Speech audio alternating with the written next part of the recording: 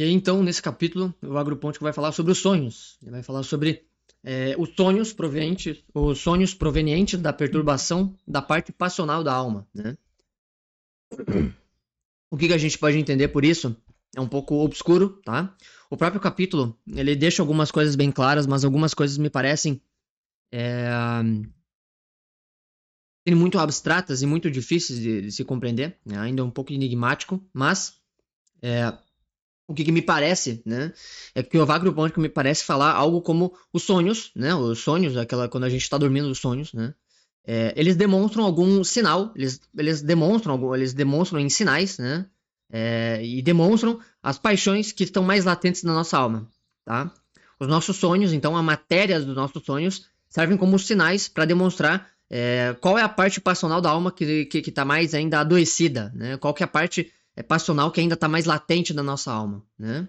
Então a gente tem a matéria dos sonhos que tangem ao concupiscível, por exemplo, os banquetes, né? A gula, ao que tange ao concupiscível, a luxúria, né? As honras e tudo mais, né? E também tem a questão do irascível, né? Por exemplo, sonhos com riquezas e etc, né? E etc, e etc, né? Então a partir disso a gente pode descobrir qual então é a paixão que pode estar então mais forte dentro de nós, certo? E o Agropôntico fala alguma coisa bem interessante, que é o seguinte: a matéria dos sonhos, elas podem ser acolhidas de maneira mais fácil, né? Conforme mais a gente estiver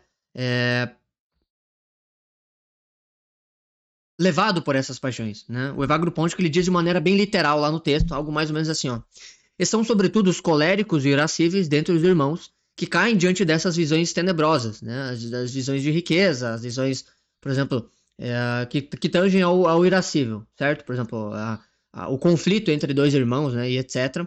E os que se enchem de pão e de água que caem diante das imagens vergonhosas que tangem então ao concupiscível, tá? Mas observem só como ele deixa algo bem interessante, tá? Porque é o seguinte: primeiro ele fala o seguinte: são sobretudo os coléricos e irascíveis dentre os irmãos que caem diante dessas visões tenebrosas, né? O próprio São João Clímaco fala que a cura do nosso irascível passa muito por uma certa caridade de alma que você pode adquirir pela leitura dos salmos, ou seja, você tem que apaziguar e criar uma certa doçura interior, né? Para você apaziguar esse seu irascível, certo? E é fácil, né? É muito fácil a gente se irritar. Por quê? Porque a nossa ira, por mais que ela seja uma paixão, a paixão da ira a ira é uma paixão, por mais que ela seja uma paixão, a gente peca mais pelo excesso, né, do que por justa medida, né? Por mais que a ira seja boa, a gente peca ela pelo excesso, porque a gente a gente acha que a gente está sendo injustiçado demasiadamente, quando a gente não tá. Né? Quando a gente não tá, né? E ele continua falando aqui, ó: e os que se enchem de pão e de água que caem diante das imagens vergonhosas. Lembrando, pra gente apaziguar as duas paixões, a gente precisa tomar uma medida ascética, né? Se no irascível tem a ver com isso que eu falei, no concupiscível tem a ver com uma medida também que tem a ver com a questão de apaziguar o nosso corpo. A gente tem que exaurir o nosso corpo, né? Quando a gente fala, por exemplo, sobre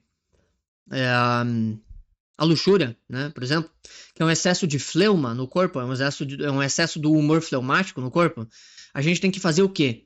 Suar, fazer exercício físico. Né? Olha só o simbolismo, né? Então, a luxúria é um excesso de fleuma, um excesso de água, um excesso de preguiça. E aí, o que a pessoa tem que fazer? Ela tem que fazer algo que tenha a ver com o humor oposto, ou seja, suar, né? Ela tem que fazer exercício físico. Por isso que a gente tem que exaurir o nosso corpo, certo? E é, portanto, necessário a sede, né, de água e o jejum de pão, né? Todos aqueles que se enchem de pão e de água são aqueles que caem diante das imagens vergonhosas, né? O nosso olhar lascivo, inclusive, né, ele é purificado por meio justamente desses jejuns totalmente humildes, né?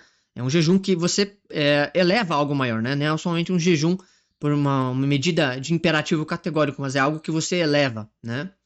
Então, aqueles que são propensos à paixão irascível, certo? Que é de uma maneira desordenada, caem nas armadilhas dos sonhos, das suas visões, que é um tanto quanto enigmática, né? É um texto bem enigmático, né? E a paixão do concupiscível, então, pode se fazer inimiga do homem, né? Pode se fazer inimiga do homem, principalmente aqueles que não são dados ao jejum e abstinência, né? Lembrando, né? O jejum e a abstinência são maneiras de apaziguar as nossas paixões. Então, você quer exaurir o nosso corpo por meio, né? E buscando um prol de algo maior, beleza? Então, eu fico à disposição qualquer coisa. Deus abençoe a todos. Até a próxima.